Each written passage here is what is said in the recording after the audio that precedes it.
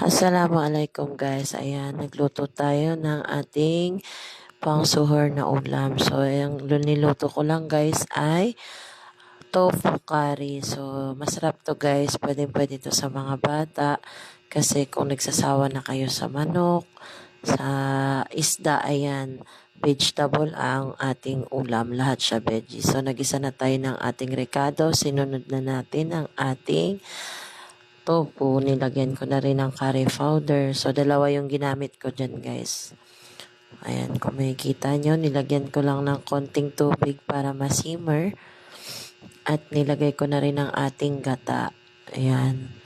So, hinalo-halo ko lang, guys. At sisinabay ko ng ating gulay para sabay silang maluto.